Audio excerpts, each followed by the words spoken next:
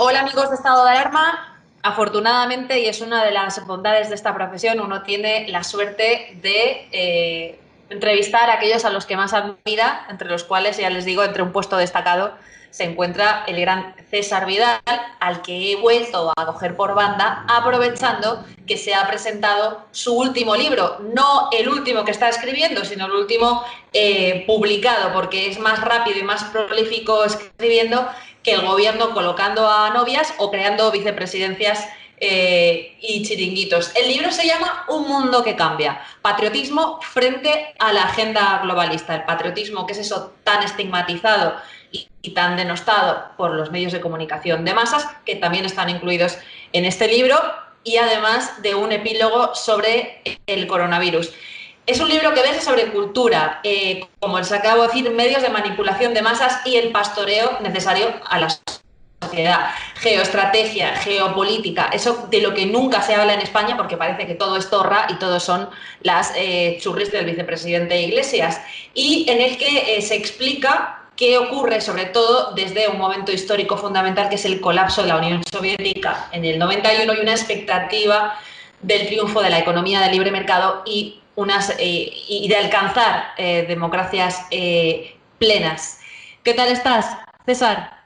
Muy bien, muy bien. Tengo que decirte que esta es la tercera entrevista del día, o sea, me vas a pillar un poco jugado, como dicen los argentinos, pero encantado de estar aquí porque tú también eres una de mis interlocutoras favoritas. O sea, lo paso muy bien siempre que recalo en este espacio y creo que lo vamos a pasar bien y que lo va a pasar bien la gente que nos vea. Ves como será, ya habrás hecho varias, pero te veo bien preparado, bien entrenado. César, lo primero, y para no versados, para aclarárselo al votante no podemita que cada vez que escucha el término globalista piensa en una conspiranoia, en un abstracto que no existe, cada vez que habla de Soros piensa que hablamos de un dios griego o algo parecido, y al votante podemita que cree que globalista es un remake de Willy Fogg. ¿Qué es globalista y por qué? ¿De dónde viene la importancia de combatirlo? Vamos a ver, yo creo que en primer lugar hay que hacer una distinción entre globalización y globalismo o agenda globalista. La globalización es un fenómeno, yo creo que en términos generales muy positivo, que permite que tú y yo estemos a dos extremos del Atlántico y que podamos charlar tranquilamente, y permite que la gente que vea este programa, y como el libro se agotó en las 2 primeras horas en España y quiere comprarlo con urgencia y decide comprarlo en Estados Unidos, pues vaya a Amazon y le llegue, o que permite, al menos de momento, pues que las naranjas que se cultivan y se recolectan en España pues se puedan consumir en los Estados Unidos. Eso es la globalización, eso es muy positivo. ¿Qué es la agenda globalista o el globalismo? Eso es distinto. Yo cito en el libro una frase de David Rockefeller en sus memorias en la que él dice: se nos ha acusado repetidamente a mí y a mi familia de ir en contra de los intereses de Estados Unidos y defender un gobierno mundial que controlaría el mundo basándose en un pequeño grupo de financieros y de intelectuales. Y añade: si esa es la acusación, yo me declaro culpable y estoy orgulloso de ello. Esa es la agenda globalista, es decir, la creación de un mecanismo supranacional que va a privar de independencia y de soberanía a los estados, que los va a convertir en simples protectorados de acuerdo a una serie de finalidades de esa agenda.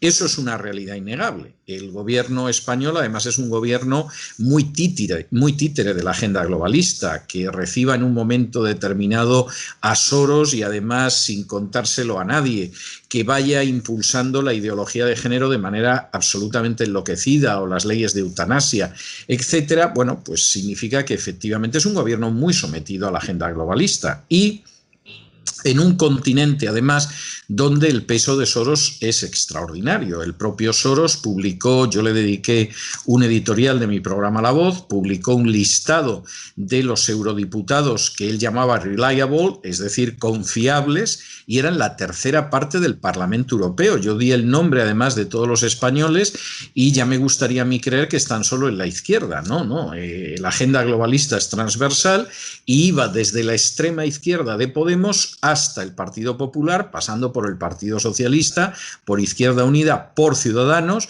y por los nacionalistas vascos y catalanes, situados más a la izquierda o más a la derecha. La agenda globalista es una agenda totalmente transversal que pretende finalmente que las naciones dejen de ser entidades soberanas e independientes y que se sometan a esa agenda. Y frente a eso, pues la única respuesta que se ha producido es la de algunos patriotas, cuya adscripción ideológica también es transversal. Iría desde dictaduras evidentes a gente que por el contrario es demócrata, y gente que está un poco middle of the road, a mitad de camino entre la dictadura y la democracia. Sorprende que los teóricos anticapitalistas que odian constantemente a los grandes ricos, que se pasan el tiempo haciendo discursos pues eso, de la redistribución de la riqueza, el propio Partido Socialista, el propio Podemos, los propios antisistema, estén a la orden de los grandes plutócratas, que son las personas más ricas del mundo, como pueden ser, como has citado ahora, el propio George Soros. Bueno, no es tan sorprendente, choca porque hay gente que sigue teniendo una idea de la izquierda como los defensores de los pobres, de los descamisados, etcétera, etcétera. No hay nada más que ver el nivel de descamisamiento con el que vive Pablo Iglesias para darse cuenta de que eso es totalmente un absurdo, o en el que han vivido los socialistas. Yo esto lo viví en su día con el Partido Socialista y ahora se ha vuelto a revivir con Podemos, ¿no? O sea, eso es una idea bastante poco cercana a la realidad.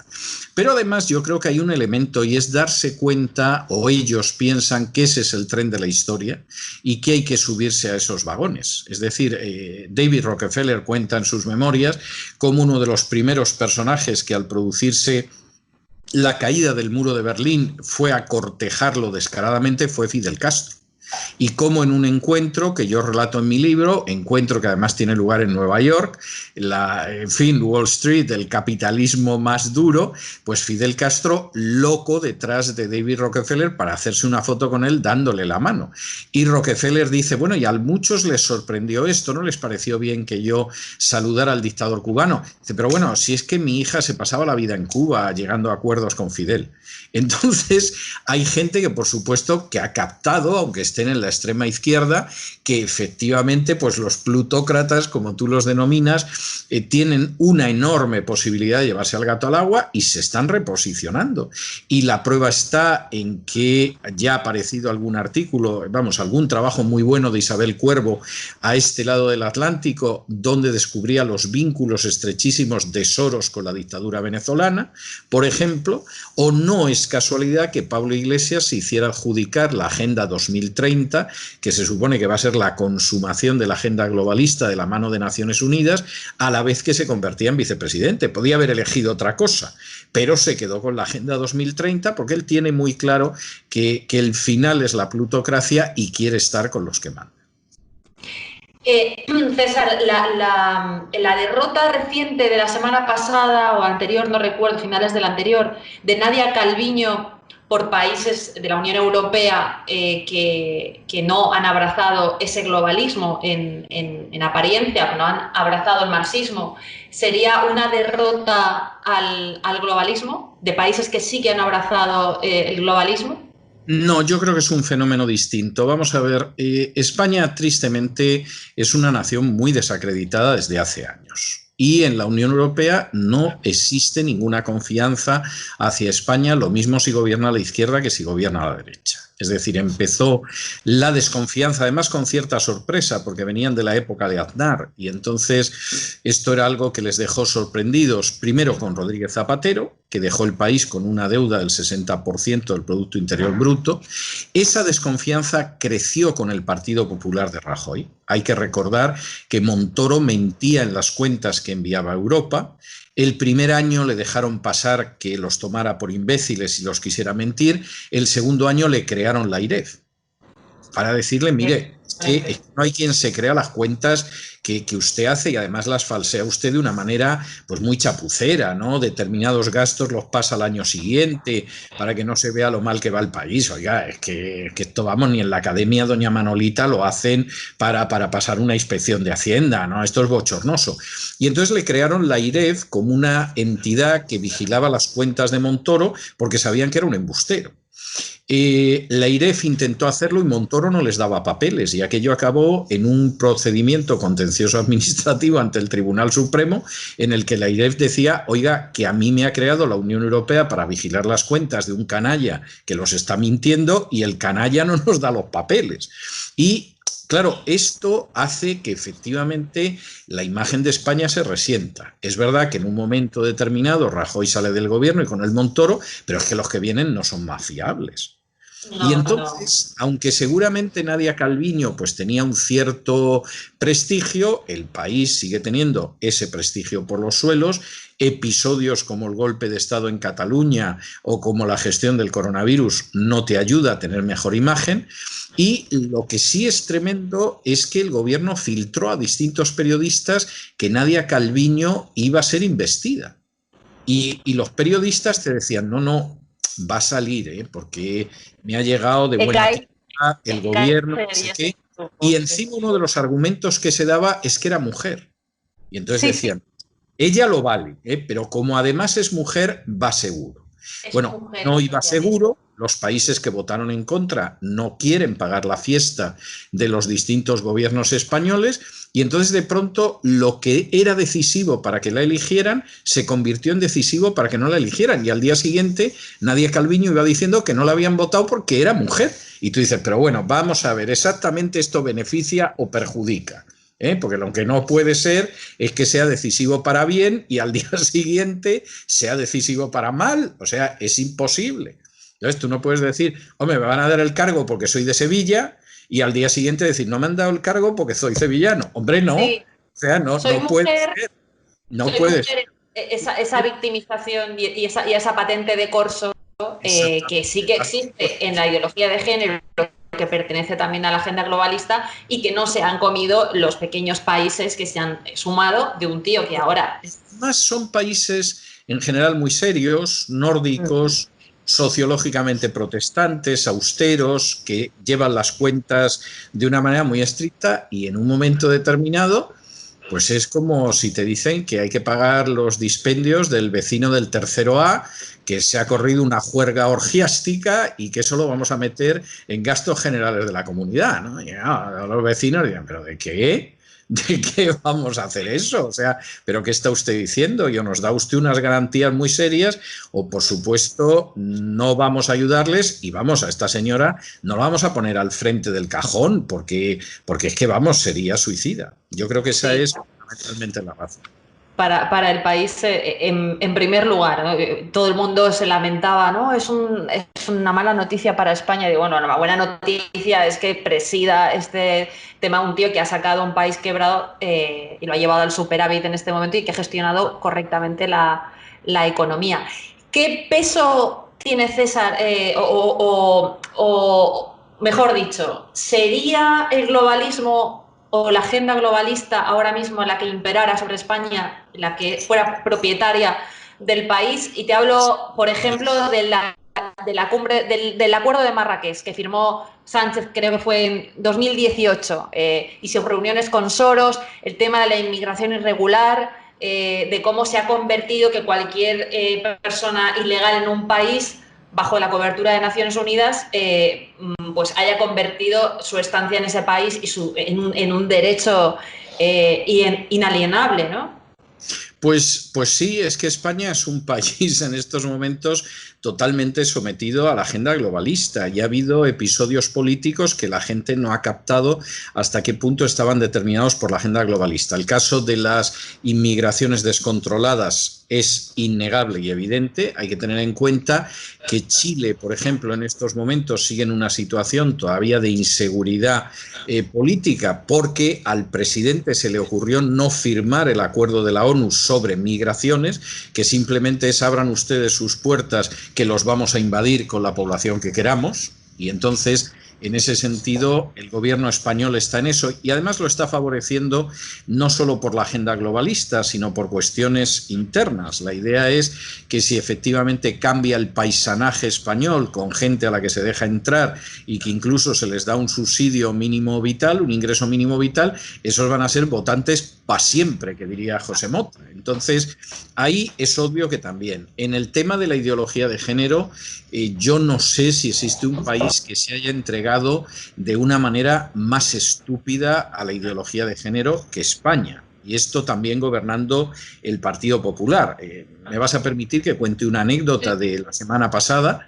Me llama una persona que hace años que se fue de España y empezó su andadura profesional en otro país. Es una persona muy buena en su terreno y en un momento determinado gente de España le dice, hombre, aunque estás fuera, hay un problema muy grave en este sector de exportación que nos cuesta un dineral, tenemos una merma de casi el 25% de lo que exportamos en este sector por problemas de carácter técnico. Hombre, ¿por qué no te presentas a una licitación que tiene ahora el gobierno para corregir este tema? Que es que nos vas a salvar, porque una merma de casi un 25% es ruinosa en la exportación de este sector. Esta persona elabora el proyecto, lo presenta ante el ministerio y en todos los sectores de tipo técnico le dan la máxima puntuación, era lo mejor que se había presentado. Pero luego, en el aspecto de consideración del impacto en la mujer y en el aspecto del impacto en minorías sexuales y étnicas, le ponen un C. Baja totalmente la calificación y acaba pasando otro proyecto que debe ser bastante cercano a ser caca de la vaca, desde luego es bastante peor que el suyo, pero que se ve que se trabajaron el impacto sobre los magrebíes o los negros en el campo y sobre los gays que recogen remolacha de una manera tremenda y le pasa por delante a pesar de que técnicamente es mucho peor. Y entonces esta persona, lágrimas en los ojos, me decía, pero ¿qué tendrá que ver la mujer y los homosexuales y los negros con una cuestión que es técnica? Si es que es una cuestión meramente técnica para poder exportar y que no se produzca una merma de esos productos. Bueno, pues tiene que ver, te has quedado sin la licitación y los pobres de ese sector, que además es un sector muy castigado, pues a lo mejor siguen teniendo una merma de cerca del 25%, porque lo importante es el impacto que pueda tener en mujeres, minorías étnicas y minorías sexuales. Y claro, sí, eso muestra hasta qué punto el gobierno finalmente está en la agenda globalista. Eso explica, por ejemplo, determinadas situaciones que son terribles. Por ejemplo, esa es la clave de la caída de Albert Rivera y no Malú. Es decir, cuando ha habido gente que ha dicho, es que estaba entretenido con Malú, tú dices, pero ¿cómo se puede ser tan tonto y tan superficial? Vamos a ver, Ciudadanos es un partido que surge para enfrentarse con el nacionalismo catalán, y yo creo que lo hizo bastante bien en Cataluña, y en un momento determinado decide dar el salto a la política nacional. Y eso ya no es tan fácil, porque tienes que ofrecer soluciones a otras cuestiones. Y hay gente dentro de Ciudadanos que son la agenda globalista. Hay alguno de ellos que no pierde ocasión de babosear a Soros cada vez que puede en Twitter. O sea, es una cosa... Garicano. Es un señor que se llama Garicano, efectivamente, ¿no? Entonces, bueno, lo de Garicano es sexo oral con Soros. Es algo, pero verdaderamente terrible, ¿no? Y en un momento determinado, pues claro, el plan de Soros es esa coalición entre el Partido Socialista y Ciudadanos. Por razones que a lo mejor pudieron ser oportunistas, pero el caso es que Albert Rivera considera, si nos unimos al Partido Socialista y con esto no nos va a ir bien, el electorado no está en que apoyemos al Partido Socialista, y él decide que no. Y le ponen la proa desde la izquierda y la derecha. Y como yo ya he visto en España campañas en que de pronto te ataca al mismo tiempo la izquierda y la derecha, y ya sé que esa campaña la ha desencadenado alguien que está por encima, y que los periodistas lo único que van es de matones y al final destruyes a esa persona políticamente, y podría mencionar varios ejemplos, que se llaman Adolfo Suárez o se llama Rosa Díez o otros personajes que efectivamente los han liquidado políticamente. Pues yo durante el verano, con Malú o sin Malú, sabía que Albert Rivera estaba liquidado. Y efectivamente, al final, Ciudadanos también ha pagado eso, porque mucha gente no votó a Ciudadanos para que fueran el lazarillo de un gobierno del Partido Socialista. Pero eso muestra hasta qué punto la agenda globalista en estos momentos está marcando la política española, por desgracia, para España. Que sí que lo están haciendo ahora, por cierto, porque Ciudadanos está, desde mi punto de vista, yo creo que no tiene ningún futuro por todas las capitulaciones que está haciendo a Sánchez, prolongando estados de alarma y verdaderas barbaridades. Pero es cierto que Albert Rivera en su momento mantiene una relación y acude a las reuniones del llamado Club Bilderberg. Claro. Claro. Albert, vamos a ver si posiblemente no ha sido una cuestión de que Albert Rivera fuera antiglobalista, que seguramente no lo ha sido nunca. Y hubiera estado dispuesto, además, seguramente a asumir la agenda globalista. Es simplemente una cuestión táctica. Es decir, esto no se puede hacer así, porque vamos a quedar muy, muy tocados, ¿no? Y cuando en un momento determinado, pues lo que le avisan en alguna reunión interesante y de esas restringidas, es que mira, es que no puedes hacer eso y tienes que hacer lo otro, pues él firma su sentencia de muerte. Y cuando él decide retirarse de la política después de la gran derrota en las últimas generales, seguramente es que hizo lo mejor que podía hacer, porque debió de pensar, bueno, pues yo ¿qué hago en política? Que me llame George y me diga tienes que hacer esto y yo voy y lo hago. Así yo en política voy a poder hacer muy poco. Hablabas del caso de chileno por supuesto ahora de momento americano, de Hungría, de los checos, de los búlgaros.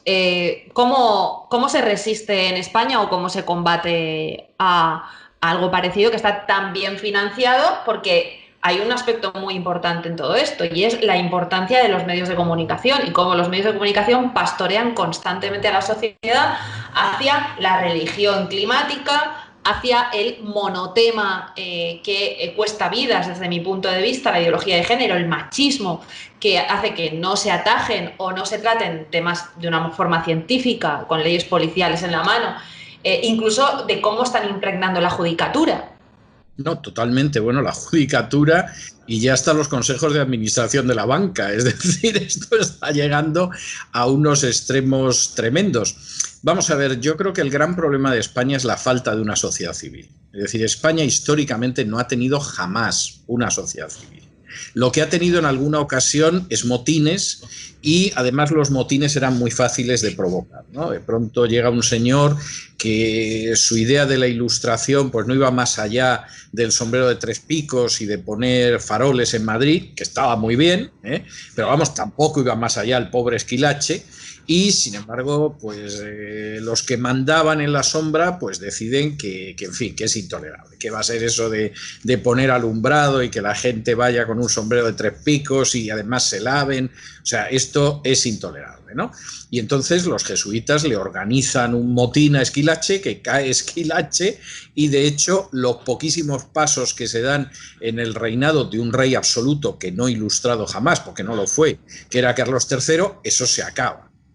Y entonces en la historia de España sí que hay motines de vez en cuando y además esos motines siempre hay alguien que los mueve en la sombra, pero no existe una sociedad civil. Entonces, como al final aunque seguramente en estos momentos en España hay más sociedad civil de la que ha habido en todos los siglos de su historia, pero sigue sin haber una sociedad civil. Entonces, ante la ausencia de la sociedad civil, los partidos hacen lo que quieren y los medios de comunicación se pliegan. Porque aquellos que hayan visto alguna película del tipo de Todos los hombres del presidente o El cuarto poder o todas estas cosas, que se olviden de ello porque eso pasa en América, o sea, no tiene nada que ver con la situación española.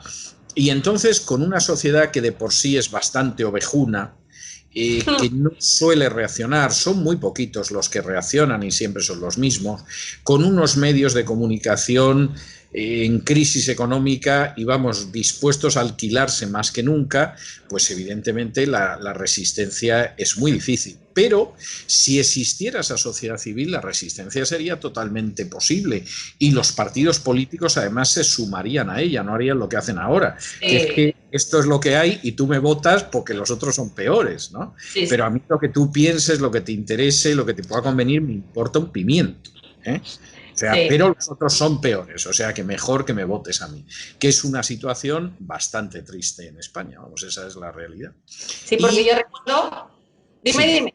No, y cuando algún partido, que sería el caso de Vox, es verdad que en algunas cuestiones tiene una visión, pues hombre, la inmigración no puede ser así, la ideología de género no puede ser así, etcétera, bueno, pues luego tiene un alma tan dividida, porque ahí han entrado desde liberales a socialistas de camisa azul, que claro, cuando llegas a otro tipo de cuestiones que no son eso, y es qué vamos a hacer con la economía, qué vamos a hacer con una serie de cuestiones, pues de pronto sale ahí un aliento azul que, vamos, parece que el que se ocupa de las cuestiones económicas es un nieto de José Antonio Girón de Velasco, ¿no? O sea, esa es la realidad, lo cual es muy triste. Tengo que decir que a mí me da una inmensa tristeza. ¿Viste la abstención el otro día cuando se votó el tema del mínimo vital? Sorprendente abstención. O la... Vamos a ver, si de todas formas vas a quedar mal. Es decir, Vox siempre va a quedar mal con un sector de la población española. Haz de ello virtud. Claro, entonces defiende tus principios, es decir, que por lo menos quede claro que efectivamente tú lo defiendes, porque no te importa, ¿no? Y encima, si has ido a las vascongadas a que te insulten, a que te tiren piedras, etcétera, etcétera, razón de más para que lo hagas, pues vota en contra de ese subsidio. Si además seguro que la inmensa mayoría de tus votantes es totalmente contrario a eso y sabe que es una sinvergonzonería. Hombre, pues no te abstengas, si además te van a insultar por abstener. Por lo menos si te insultan, Estoy totalmente de acuerdo por hacer el bien. Sí, porque a mí tengo que decir que me sorprendió muchísimo eso, como me sorprendió el anuncio de la creación de un sindicato que va a ver la luz a partir de septiembre. Luego no tiene demasiado sentido repetir los viejos errores y a lo mejor una cosa es cierto proteccionismo y otra cosa es copiar la agenda estatista que ya han emulado por otra parte todos los partidos políticos del arco parlamentario. No, pero además es que esto es lo que es emular muchos de los pasos que se dieron en los años 30 con Falange y que fracasaron. Es decir, José Antonio creó un sindicato, José Antonio Primo de Rivera, fue un fracaso. Y además la gente que acabó entrando en el sindicato era gente que procedía del anarquismo y alguno del comunismo. O sea, es que no da para eso. O sea, tú te tienes que estar ocupando de unas clases medias a las que están sangrando, entre otros los sindicatos, de que se produzca una subida, una bajada, perdón, de impuestos, etcétera, etcétera. Y ese es tu programa y además muchísima gente te ha votado por eso, no para que crees un sindicato más. Sí, porque es lo que ocurrió un poco cuando empezó a tener problemas Ciudadanos, como es cuando empezó a hacer congresos para decidir si eran socialdemócratas, liberales, socioliberales, que cambiaron como 20 veces, y siempre viene por el plano económico, ¿no? A la hora de implementar o de anunciar cuál es tu agenda o tu doctrina económica o de libre mercado. Y eso está clarísimo. Ahora, me sorprendía lo que comentabas antes, bueno, no me sorprendía, porque en la última conversación que tenemos tú y yo no hace tanto, es cuando yo desde mi candidez te digo, no, yo advierto cierto cambio en la sociedad con todo esto del confinamiento y tú me dices, o mucho me equivoco o realmente ese despertar no va a surgir. Yo lo veo y además te voy a decir otra cosa y me gustaría mucho equivocarme.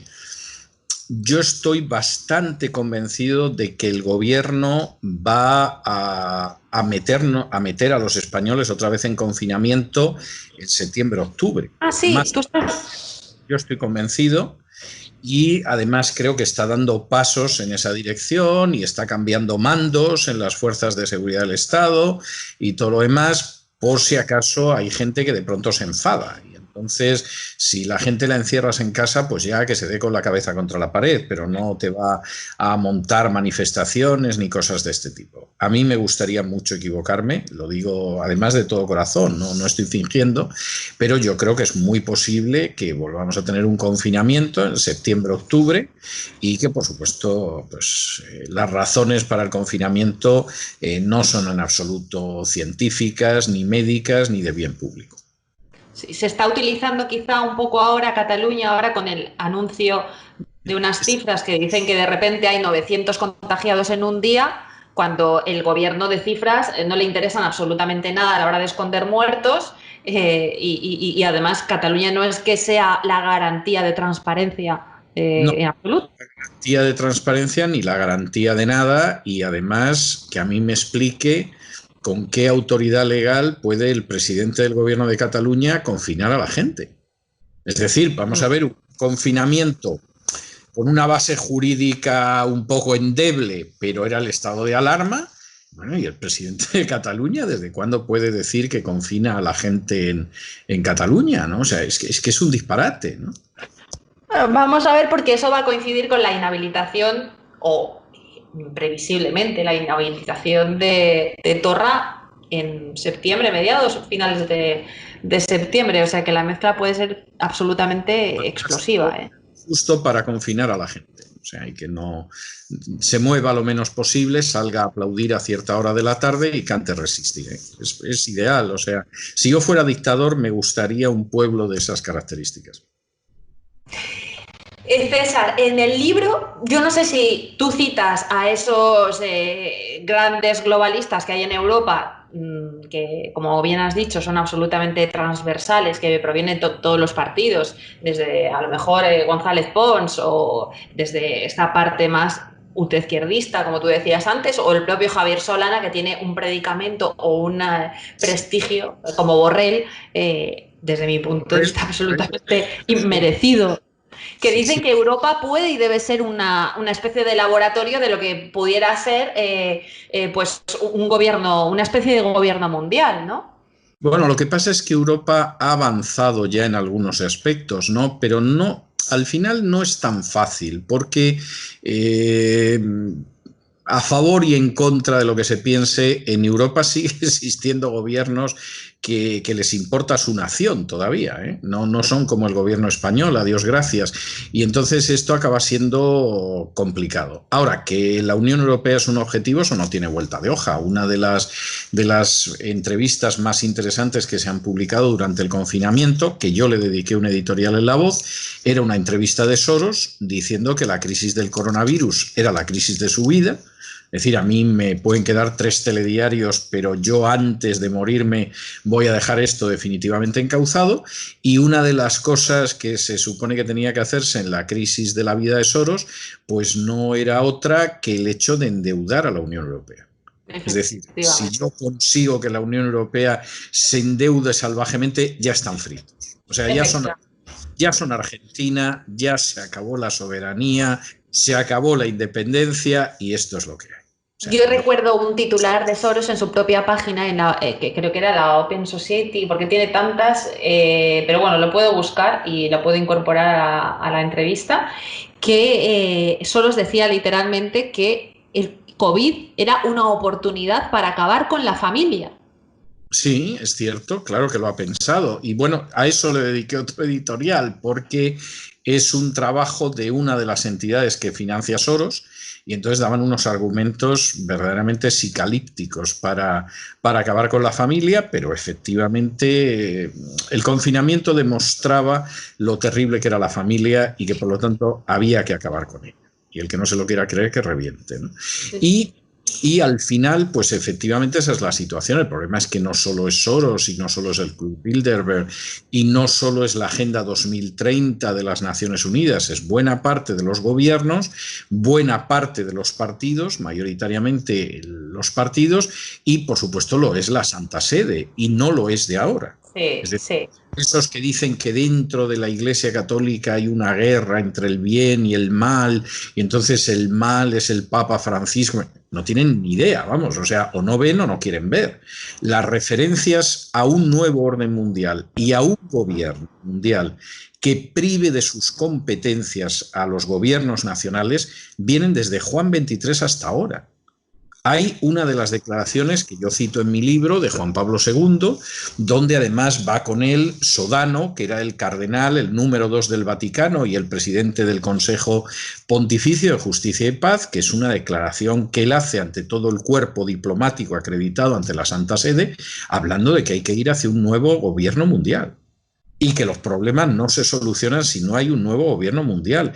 Y eso lo vuelve a repetir en una de sus encíclicas, curiosamente dedicada a la caridad, el Papa Benedicto XVI, y luego, por supuesto, el Papa Francisco ya ha ido desatado. Pero la idea de ese gobierno mundial y de que los países no pueden ser independientes y que las naciones no se bastan por sí mismas, etcétera, eso es algo que la Santa Sede viene defendiendo de manera muy explícita desde la segunda mitad, desde inicios de la segunda mitad del siglo XX.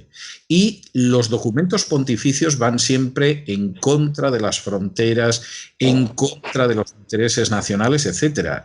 Uno de mis últimos editoriales fue sobre un encuentro de cardenales, entre ellos el presidente de la Conferencia Episcopal Española, el vicepresidente de la Conferencia Episcopal peruana y el arzobispo de Rabat, que también es un cardenal, donde los tres eran globalistas, pero a tope. Es Es decir, había que acabar con las fronteras, la inmigración tenía que ser totalmente libre, y hay un momento en que uno de los cardenales dice que a él le repateaba a un político, no voy a mencionar el nombre, además perdonándole la vida, que decía que esto es bueno para España y para los españoles, que qué tipo de políticos eran estos que efectivamente defendían lo bueno para su nación. O sea, esos son unos canallas y unos excomulgados, ¿no? Sí, el patriotismo es el gran enemigo. Es eso que han reducido a una especie de elemento exótico ultraderechista totalmente vergonzante. Y es terrible que la declaración que está haciendo este cardenal dice, porque claro, es intolerable el nacionalismo francés, español, inglés, americano, y en un momento determinado dice, no estoy hablando de los catalanes, lo cual ya es el remate. O sea, el nacionalismo intolerable, o sea, el patriotismo es intolerable, porque defiende los intereses nacionales frente a políticas supranacionales. Pero si estamos hablando de los nacionalismos que hacen reventar a las naciones por dentro, como es el caso del catalán, ese es buenísimo. Cosa que yo comprendo, porque es una creación de la Iglesia Católica, o sea, no va a repudiar a sus propios hijos, igual que el vasco, pero en cualquiera de los casos, o sea, es que la agenda globalista tiene gente que está muy definida dentro de esa agenda globalista. Y algo mucho más a mano, mucho más casero para los que estamos aquí en España y para los que no, pero hay una opinión muy formada sobre lo que está ocurriendo con, pues por ejemplo, 13TV, o está ocurriendo con la COPE, o está ocurriendo con compartiendo ideas sobre que la inmigración irregular es lo mejor que le puede pasar a un país, o determinadas doctrinas totalmente copiadas de esto que estás comentando, incluso de posicionamiento muy claro, abiertamente a favor de este gobierno. El otro día, incluso, creo que fue Osoro, en el funeral al que acudió, que acudieron los reyes, no así el presidente del gobierno y el vicepresidente, desde luego, tenían algo mucho mejor que hacer, copió las tesis del presidente del gobierno y hablaba de 23.000 muertos. Diciendo que todos íbamos a salir unidos de esta, que todos íbamos a salir más fuertes. ¿Se percibe ahí también esa agenda globalista? Vamos a ver, yo conozco bien la COPE, he trabajado años en COPE, me pude quedar 2 temporadas más en COPE y firmar, y me marché. Y por razones obvias, yo sé cómo funciona esa casa por dentro, y esa casa se alquila. Luego, vamos a ver, esto lo puedes intentar ocultar, pues porque tienes el ángelus, porque tienes el rosario, porque tienes la linterna de la iglesia. Pero luego, a la hora de la verdad y a la hora de este tipo de situaciones, vamos a ver, aquí no se discute lo que hace, se discute el precio. O sea, es el famoso chiste de Groucho Marx, de Groucho, que se acercaba una señora y le decía, ¿usted se acostaría conmigo por $1.000.000? Y la señora le decía, pues sí. Y entonces él a continuación le decía, ¿y si le doy $1? Entonces la señora le decía, pero bueno, ¿usted quién se cree que soy? Y Groucho Marx le decía, no, si quién es usted ha quedado claro, ahora estamos discutiendo la tarifa. Entonces, ese es un chiste marxista, rama Groucho, que se puede aplicar perfectamente a la Iglesia Católica. O sea, lo que es y lo que ha sido históricamente y lo que va a seguir siendo está claro. Aquí lo que discutimos es la tarifa. Y a mí no se me olvidará nunca, es más, ese fue... hay días de esos que dices, aquí yo no voy a durar, o sea, a lo mejor duro hasta el final de la temporada. Sí. Pero uno cobra conciencia. Sí. Voy a durar. Yo me acuerdo que fue el día en que ETA volvió a matar en Barajas, salió zumbando para Suiza para encontrarse con los terroristas la vicepresidenta del gobierno, María Teresa Fernández de la Vega, a ver qué había pasado, porque os estamos dando todo y habéis vuelto a matar aquí, pero ¿esto qué es? Y a mí me llama una de las personas de COPE y me dice que un cardenal en concreto me pedía que no hablara de ese tema esa noche. Y yo empecé la tertulia de análisis político de la linterna esa noche diciendo, parece ser que la vicepresidenta del gobierno se ha ido a Suiza. Y mantuve ese tema durante 3/4 de hora. Pero por pura dignidad. Pero eso ya dice mucho. Es decir, que en un momento determinado quieras defender a una señora que va a entrevistarse con asesinos para ver qué pasa, que con todo lo que os estamos dando, claro, vamos a ver, también seamos sinceros, los encuentros entre los esbirros de Zapatero y los sicarios de ETA tuvieron lugar en el santuario jesuita de Loyola. Es que vamos, o sea, es decir, bueno, ¿dónde estamos seguros que no nos van a molestar, que se va a guardar el secreto y tal? Cualquiera dice, hombre, pues se han ido a un país de América del Sur, a un país del norte. No, en el santuario jesuita de Loyola. Y ETA pide en esas conversaciones que las actas de las negociaciones con Zapatero las custodie el Vaticano. Supongo que porque la gente de ETA debe ser muy piadosa, ¿no? Y ahí es donde los del Partido Socialista dicen, hombre, no, porque va a cantar mucho, vamos a mandar unas a la Henri Dunant, otras a la Compañía de Jesús, etc. No tiremos demasiado de la cuerda, que ya nos están ayudando bastante. Entonces, vamos a ver, yo que he vivido esas cosas y otras más sobre las que podría estar hablando horas, a mí no me sorprende ni 13 Televisión, ni la cadena COPE, ni nada.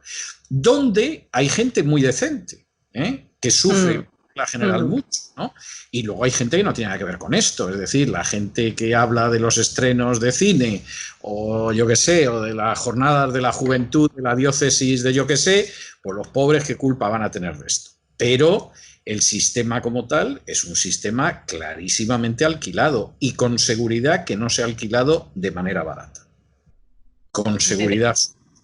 Me dejas fuera de juego, sí, porque uno espera que desde luego que la Iglesia sea un frente o un muro de contención a todo lo que está ocurriendo y te das cuenta de que se ha fomentado absolutamente verdaderas barbaridades, sí.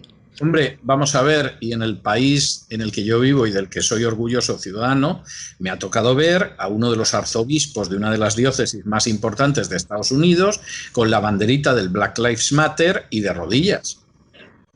Y tú dices, pero bueno, vamos a ver, arzobispo, que tú, por ejemplo, del aborto hablas bien poquito, que tienes que tienes parroquias en tu diócesis que tienen misas homosexuales, misas gays todos los meses y ponen la bandera del arco iris y tal, y de pronto hemos descubierto que, vamos, el Black Lives Matter es lo que te pone.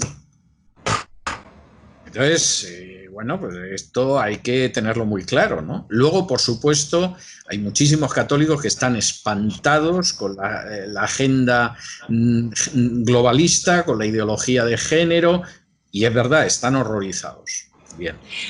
Podría ser un ejemplo, y podría ser un ejemplo este sacerdote americano que ha salido defendiendo a Juniperro Serra, al padre, en una misa en la que, nos pongamos como nos pongamos, atacaba a estos globalistas o a estos que tienen el lenguaje de que todo el clericalismo, que todo el mundo clerical, y que los españoles somos unos genocidas, que fuimos a cargarnos a los indios y que violamos a sus mujeres, etcétera, etcétera, ¿no? Vamos a ver, esa es otra cuestión aparte. Vamos a ver, la Santa Sede, que actúa con bastante astucia, y no con una astucia santa en muchas cosas, ocasionalmente comete errores muy graves.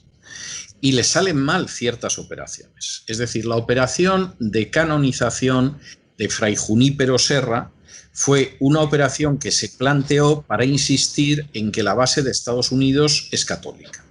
La base de Estados Unidos, gracias a Dios, no es católica y por eso ha sido una democracia que ha funcionado muy bien. Si hubiera sido una base católica, como los países al sur del Río Grande, pues Estados Unidos estaría como Argentina, el Perú, México y cualquiera de estas desdichadas y queridísimas repúblicas.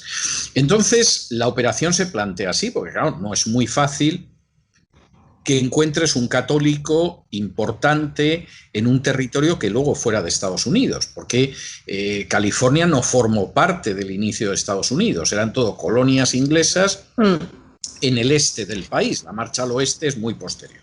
Y entonces en esos territorios llegó España, pero formaron parte de México o formaron parte de otros países y en última instancia pues eso no ha influido en absoluto en la historia de Estados Unidos.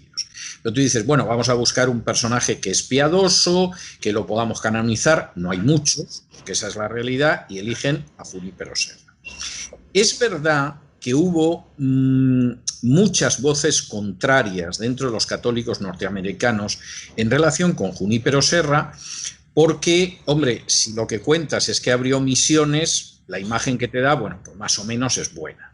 Pero como hay registros de lo que pasaba en las misiones y de la gente que entraba y la que se moría y todo lo demás, bueno, pues es que los indios caían como moscas. No porque Junípero Serra quisiera exterminar a los indios y los encerrara allí y los exterminara, sino porque la forma de vida a que los sometía, entre que los hacía trabajar y no estaban acostumbrados a ese tipo de trabajo, y que además los castigaban físicamente de una manera muy rigurosa, es decir, el indio que decía yo ya estoy harto de las misiones y me marcho, pues iba detrás de él la caballería española, lo pescaban, llegaba a la misión, lo azotaban, etcétera.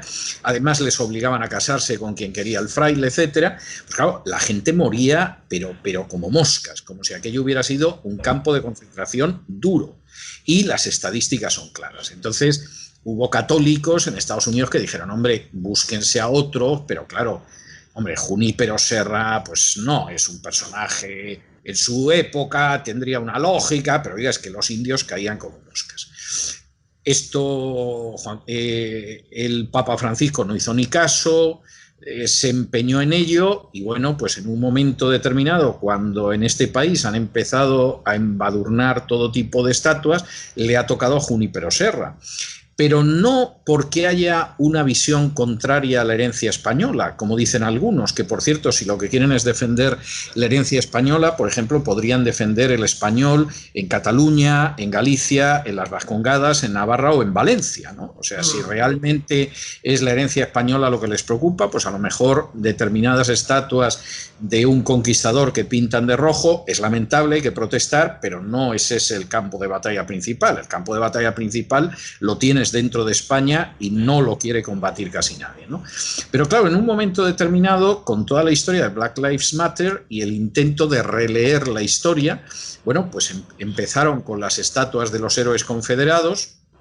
La gente que no era del sur dijo, pues bueno, pues que quiten al general Lee, que quiten a Stonewall Jackson, etcétera.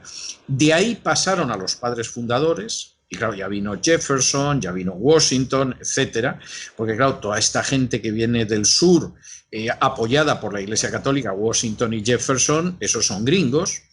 En un momento determinado pasaron a Lincoln, que ya es el remate, o sea, el presidente emancipador que acabó con la esclavitud, pues también ultrajaron la estatua y todo, y en un momento determinado dijeron, bueno, y también los imperialistas europeos. Y entonces, si en vez de Junípero Serra hubiera habido una estatua de Hernán Cortés, que no la hay, hubieran ido por Hernán Cortés, pero a Junípero Serra le pilló ahí porque él estaba relacionado, y es verdad que lo estaba, con el Imperio Español. Hubo cosas terribles, por ejemplo, ultrajaron la estatua de San Luis, rey de Francia. Entonces tú dices, en Luisiana, porque claro, Luisiana fue durante mucho tiempo territorio francés, igual que la Florida fue territorio español. Y claro, uno de los héroes nacionales, aunque hizo el ridículo en 2 cruzadas seguidas, pero no deja de ser un héroe nacional, es San Luis. Y había alguna estatua suya en Luisiana, que se llama Luisiana por los Luises, ¿eh? Bueno, pues la tomaron con la estatua. Nadie sabía lo que era aquello, pero claro, vieron aquello, este aquí con una corona, una espada, este tiene que ser listo, ¿eh? Y entonces la tomaron con la estatua de San Luis, que no estuvo nunca en América, que murió siglos antes del descubrimiento de América y que fíjate tú qué culpa tendría de esto, ¿no? Pues Junípero Serra algo puedes decir de los pobres indios, pero de San Luis, ¿qué me vas a contar? Y ya de Lincoln y te cuento. Entonces, esto al final es el intento de crear un paisanaje distinto en Estados Unidos. Es decir, igual que se intenta crear un paisanaje diferente en España, todavía más ovejuno, y entonces si viene gente de África y del Magreb y todo lo demás, pues esto ya se va a parecer a España como un huevo una castaña. Es decir, habrá un momento en que el sepulcro de los reyes católicos, pues habrá que llevárselos a Medina del Campo, a que los entierren allí, porque, claro, ¿qué van a hacer en determinados sitios donde hay una población islámica creciente? Y Fernando III el Santo, pues en fin, a lo mejor lo meten en la zaurda de un museo, pero ¿cómo va a tener una estatua? Un señor que reconquistó Sevilla, etcétera, etcétera. Bueno, pues en Estados Unidos la idea es que vamos a cambiar el paisanaje y lo vamos a cambiar agitando a la población negra y trayendo millones y millones y millones de hispanos que en un gesto de enorme inteligencia política, en la avenida más importante de Miami, que es la avenida Brickell, se han estado manifestando con camisetas en las que aparecía el Che Guevara, gran defensor de la libertad de los pueblos, de la democracia y de la prosperidad. Entonces, claro, aquí hay una política que yo en el libro de Un mundo que cambia le dedico varios capítulos. Hay una política de inmigración absolutamente desatada, porque la idea es que si cambiamos el paisaje nos mantenemos en el poder. Claro. Y la Iglesia Católica, en relación con Estados Unidos, que ha intentado dominar en varias ocasiones, pero siempre le ha salido muy mal históricamente, la idea es que, bueno, si el paisanaje es un paisanaje mayoritariamente hispano, esto nos va a dar una fuerza que es la que queremos y que hemos perdido en todo el mundo, desde luego en Europa, y luego hay continentes como África o Asia donde no somos ni testimoniales, ¿no?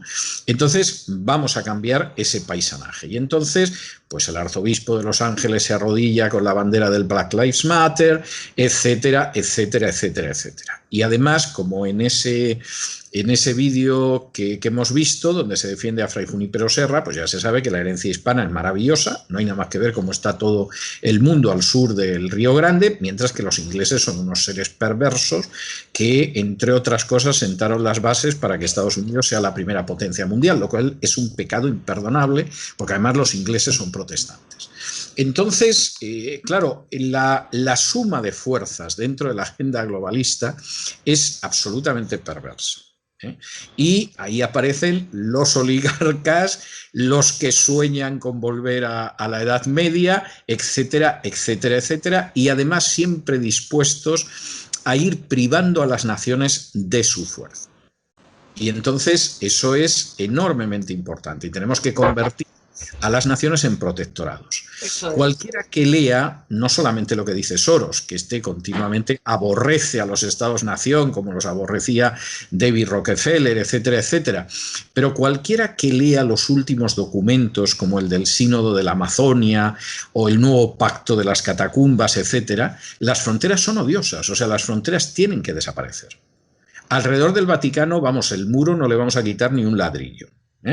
Pero hecho excepción de lo nuestro, ya se sabe esa frase que repiten todos los obispos como papagayos, de que hay que derribar muros y construir puentes.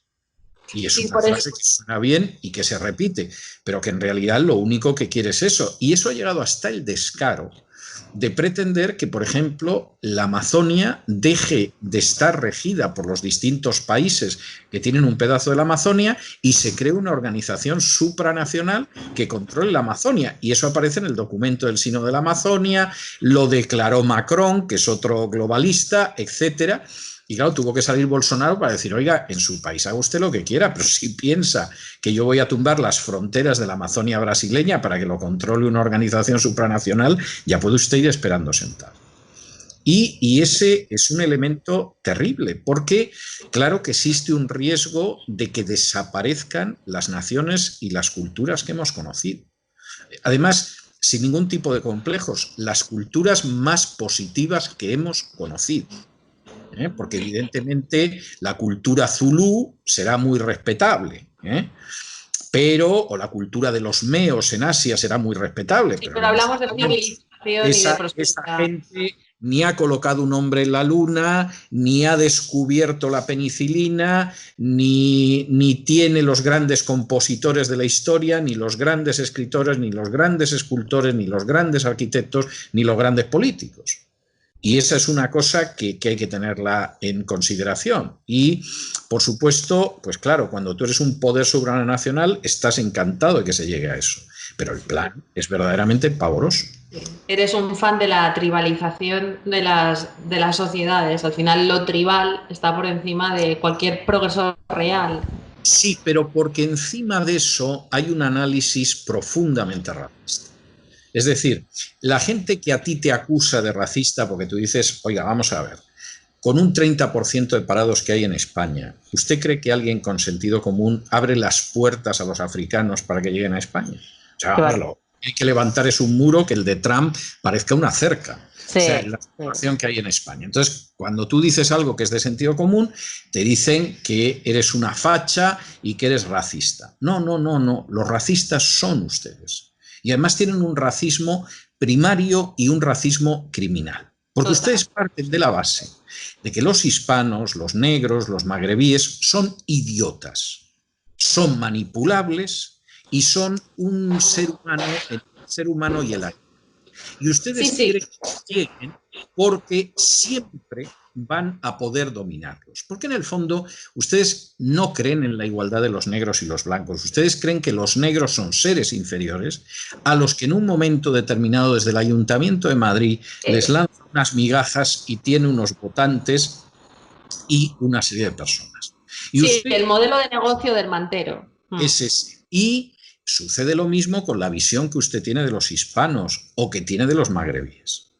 Claro, esto es terrible, porque dado que no son imbéciles, es decir, pueden tardar una generación, 20 años, 25, en cubrir todo el espacio desde el lugar que vienen hasta lo que es Europa, pero cuando lleguen a esa situación, ustedes no los van a poder controlar. Exactamente. Y simplemente empezarán a ustedes a colgarlos de las fábricas. ¿Qué es lo que ocurre más o menos en Cataluña, donde claro, los islamistas controlan ya zonas de Barcelona y donde realmente pasear por allí? Últimamente yo estuve durante la operación Ícaro, la famosa operación del tema de los CDR y tal, daba pavor pasear por allí, y no precisamente por los CDR que salían de noche, y mientras tanto de día lo que veías eran precisamente esas barbas negras, tipos vestidos de negro o de blanco, es decir, auténticamente preocupante. Y sobre eso, más o menos, quería cerrar, porque ya llevamos una hora que hemos consumido rápidamente. No lo puedo creer, se me ha pasado volando. No, nos pasa siempre, pero bueno, habrá más. Y quería hablar contigo del tema de Erdogan y la Basílica de Santa Sofía o el Museo de Santa Sofía. Esta es otra de estas cosas que a mí no deja de sorprenderme, la ignorancia de la gente y de los periodistas. Vamos a ver, a mí me empiezan a llegar una serie de noticias que decían que la Basílica de Santa Sofía se convertía en mezquita. Hay que ser muy ignorante para escribir un titular de este tipo y no tener ni idea de historia de Turquía. Vamos a ver, en 1453, es decir, esto no ha sido ayer, ni siquiera el siglo pasado ni el siglo XIX, en 1453, finales del siglo XV, el Imperio Otomano conquista lo que quedaba de Bizancio, que era Constantinopla, que es la ciudad que ahora conocemos como Estambul. Y al conquistarla, convierte los lugares de culto cristianos, ortodoxos, greco-ortodoxos, en lugares de culto musulmanes. Y lo que era la catedral de Santa Sofía, de la Santa Sabiduría, la convierte en una mezquita en 1453. Y de hecho se cubren con yeso todas las imágenes ortodoxas que hay dentro de esta catedral e incluso se cuelgan del techo pasajes del Corán. Y esto vamos, esto se estudiaba cuando yo estaba en tercero de bachillerato y tenía 12 años. En cada esquina, sí. Esa es la realidad, eso es lo que hay.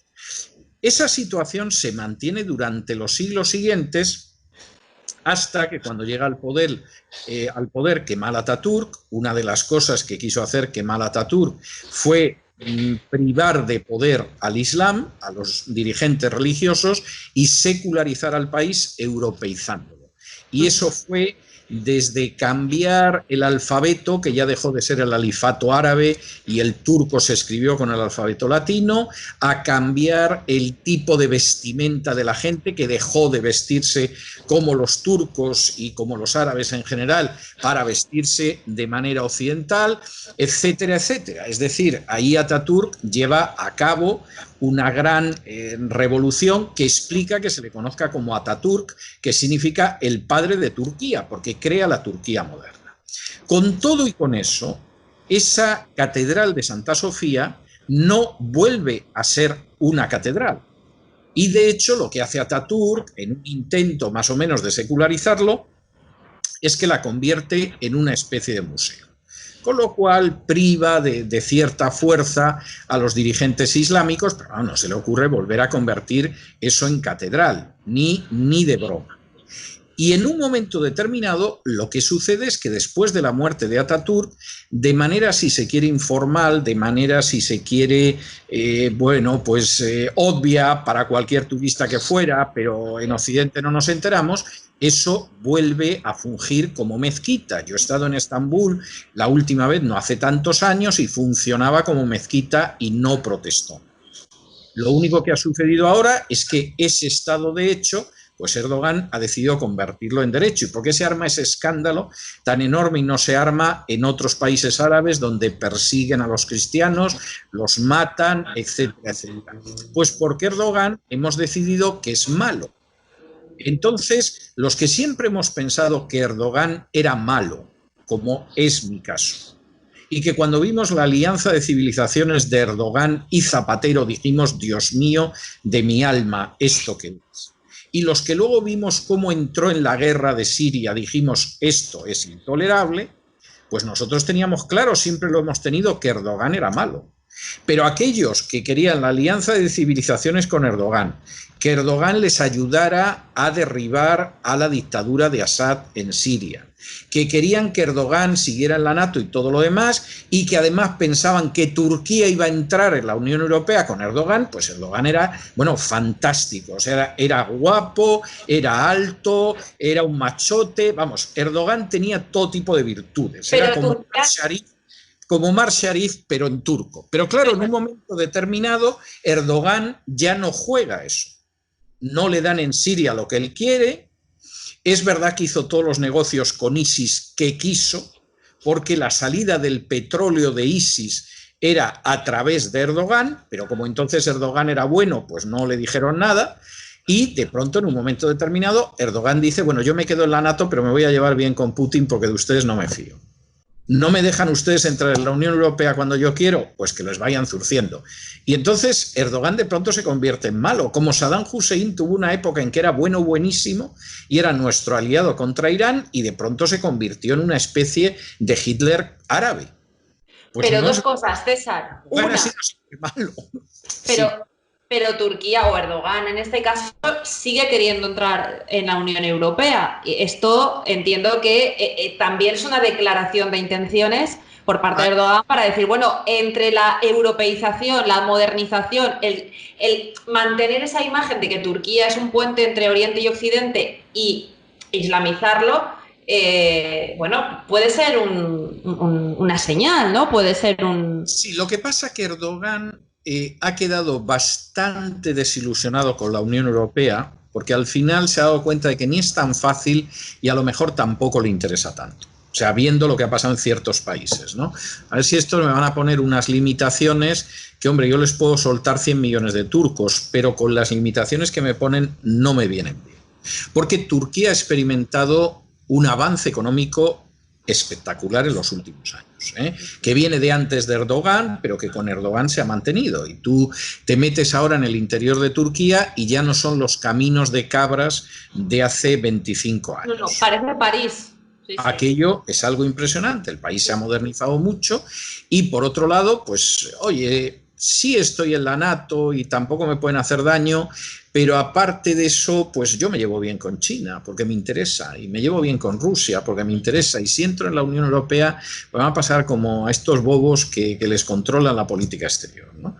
Y además Erdogan sigue teniendo ambiciones de reconstrucción del Imperio Otomano, que claro, no van a tomar Grecia y Bulgaria otra vez, pero en Oriente Medio sigue teniendo una presencia muy clara y sigue presionando. El problema es que, claro, de pronto, como Erdogan ya no lo podemos controlar tan bien, pues hemos descubierto que es malo, ¿no? Y que convierte oficialmente una mezquita que existe como tal desde 1453 en mezquita otra vez, ¿eh? Y como el periodista no sabe nada de historia, pues te dice que la Catedral de Santa Sofía la ha convertido en mezquita y todo el mundo indignado. Y entonces yo a la gente que me enviaba esto, algunos muy ignorantes, por cierto, les tenía que decir, oye, que hay que saber algo de historia, que esto pasó en 1453, y no es nada nuevo. Yo a mí siempre me ha caído mal, voy a seguir diciendo que me cae incluso peor, y lo dejamos así. Y no, mientras tanto... Una pésima opinión de Erdogan y chocaba con todos los que decían que era un tipo maravilloso, estupendo, simpático y además se besaba con Zapatero. Sí, esto fue, quizá eso es lo único que yo solamente necesito eso para tomar una postura a favor o en contra de este señor. Bueno, César, pues lo vamos a dejar aquí, como decía antes, de momento, no sin antes emplazar a todo el mundo a que no se pierda ese gran libro que es Un mundo que cambia, patriotismo, siempre hay que repetirlo, frente a agenda globalista, porque ese orgullo, ese sentimiento de pertenencia y esa defensa del orgullo va a ser lo único que haga frente a que llegue algo más potente, algo pernicioso, algo totalitario y llene ese hueco, ¿no? Y lo tienen que comprar, porque es evidente que no va a pasar nada de tiempo hasta que vuelva a salir el próximo libro de don César Vidal. Bueno, se supone posiblemente el próximo aparecerá en noviembre. ¿Ves? Y es un estudio sobre cómo cambió la consideración de la mujer después de la Edad Media con la Reforma. Y es un libro muy interesante, tiene citas verdaderamente sustanciosas, y la cosa no fuera tan triste, hasta divertidas, ¿no? Sí. Pero en el caso de un mundo que cambia, hay que recordar que en España, en Amazon, la edición impresa se agotó en las 2 primeras horas, que nos colocamos el número 1 inmediatamente en globalización y en relaciones internacionales, pero en Estados Unidos se colocó el número 1 en novedades en español, en Amazon, y ahora mismo la versión inglesa, que no aparece, Dios mediante, hasta 14 de agosto, está ya en los más vendidos. Es decir, la gente está haciendo precompra de ese changing world, que es como se llama en inglés, el mundo que cambia, está haciendo precompra con más de un mes de antelación. Bueno, unos hacen... Si el libro llega en el momento en que solo está la versión electrónica y no está la versión escrita, impresa, etcétera, bueno, que tenga un poco de paciencia, porque en unos días siempre sale la siguiente edición y se pueden hacer con él. Incluso está en formato de audiolibro, que por cierto grabé yo personalmente. Unos... viven de destrozar los países y otros viven de crear obras, ensayos, novelas maravillosas como haces tú. Así que, César, ha sido un auténtico placer otra vez. Me he dejado el don para tutearte, César. Ya, después de 3 o 4 veces ya hay bueno, y esos artículos y esos titulares que me has dedicado, pues hay un cariño muy especial. Muchísimas gracias, César. Muchas gracias a ti, Cristina, que sigas trabajando tan bien como hasta ahora y que Dios te bendiga mucho en esa labor. Igualmente.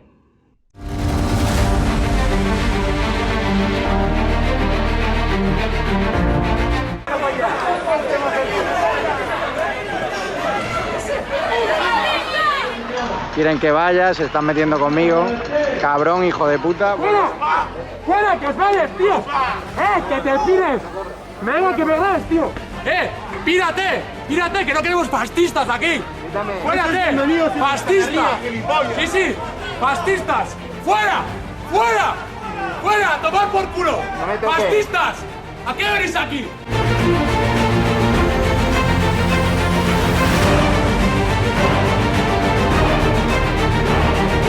El País Vasco me ha atiborrado, he cogido algún kilito de más y me habían informado de que en este hotel nos proponían un reto de estar una semana encerrado aquí a gusto, un plan detox para, sobre todo, adelgazar, para equilibrar la mente con el cuerpo.